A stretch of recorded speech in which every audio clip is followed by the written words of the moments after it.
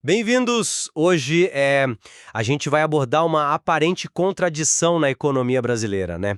Um número muito alto de empresas fechando as portas nos últimos anos e isso convivendo com taxas de desemprego em queda. Exato. E a questão que fica, né, é como é que a gente interpreta esses dados mais recentes, que falam, afim, em mais de 2 milhões de fechamentos por ano, quando a gente compara com um número bem menor, né, algo em torno de 500 mil, que foi ligado diretamente à pandemia lá em 2020, segundo uma pesquisa mais específica da época. E tudo isso, como você disse, enquanto o desemprego está caindo. Uhum. A nossa análise aqui usa dados públicos que estão disponíveis. Eu vou argumentar que esse volume recente, sabe, mesmo com algumas ressalvas na comparação, ele indica sim uma pressão econômica real e persistente sobre as empresas. Certo. E a minha perspectiva, por outro lado, é que essa comparação direta, bom, ela é muito problemática. O contexto, as metodologias são diferentes.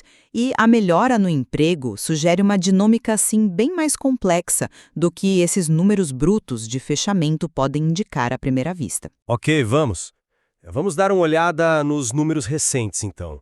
A gente está falando de mais de 2 milhões de empresas fechando em 2023, né? E um número ainda maior em 2024, passando de 2,4 milhões. E agora, em 2025, só nos primeiros meses, o ritmo continua. Puxa, bem acelerado, quase 1 milhão já. Se a gente olha para aquele dado específico lá de 2020, que estimou uns 522 mil fechamentos causados pela pandemia, né, até meados daquele ano, os volumes anuais recentes são tipo 4 a 5 vezes maiores. Mesmo sabendo que as bases de comparação não são idênticas, a escala, ela impressiona, né? E o perfil mais afetado parece continuar sendo das pequenas empresas. Um padrão parecido com o da pandemia. Se a gente pensa no impacto potencial, mesmo que a gente use uma média baixa, tipo 1,5 empregado por empresa que fechou nesses últimos anos, a gente está falando de milhões de postos de trabalho afetados. É muita gente? Uhum. Eu entendo a preocupação com esses volumes, claro, mas a forma de comparar, para mim, ela parece levar a umas conclusões um pouco apressadas. Aquele dado de 2020, ele era um recorte muito específico. Eram empresas que disseram que a pandemia foi a causa do fechamento, e num período limitado de tempo. Os dados mais recentes do governo, esses que mostram milhões, eles capturam o fluxo total de encerramentos o ano inteiro, por qualquer motivo. São coisas diferentes, entende? Além disso, é importante lembrar que muitos desses CNPJs que são encerrados, eles são de microempreendedores individuais, os MEIs.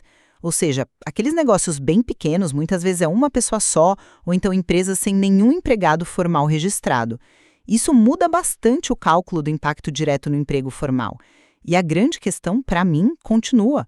Como a gente pode falar de uma crise empresarial tão avassaladora assim, se a taxa de desemprego caiu tanto? Saiu de quase 15% lá no auge da pandemia para algo na casa dos 6%, 6 e pouco recentemente. Eu reconheço as diferenças metodológicas, claro que sim.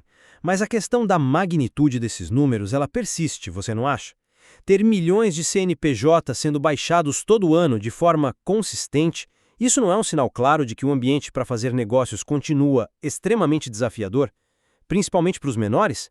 Independentemente da comparação específica com 2020, esse fluxo tão alto por si só ele não é preocupante? É um fluxo alto, sem dúvida nenhuma, mas colocar isso como uma crise pós-pandemia em oposição à pandemia, usando aquele recorte tão específico de 2020, é aí que me parece frágil, metodologicamente falando.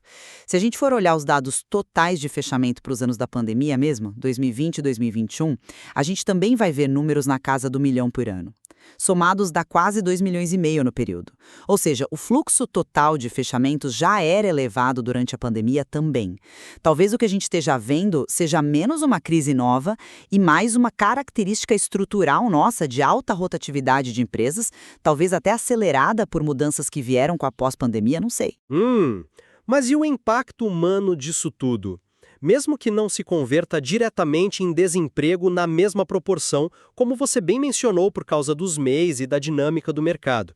um cenário onde, potencialmente, mais de 8 milhões de postos de trabalho foram afetados em pouco mais de 2 anos, isso representa uma estabilidade econômica e social enorme para muita gente, não?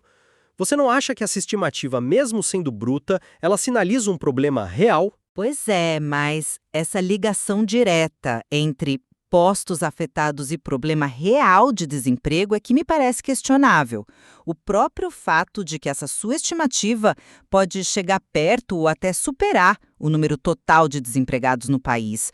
Isso já mostra que a conversão não é 1 para 1, né?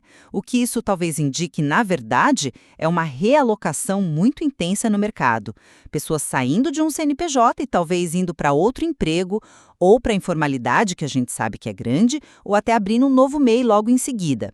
A queda no desemprego sugere que o mercado, de alguma forma, está conseguindo absorver boa parte desse movimento.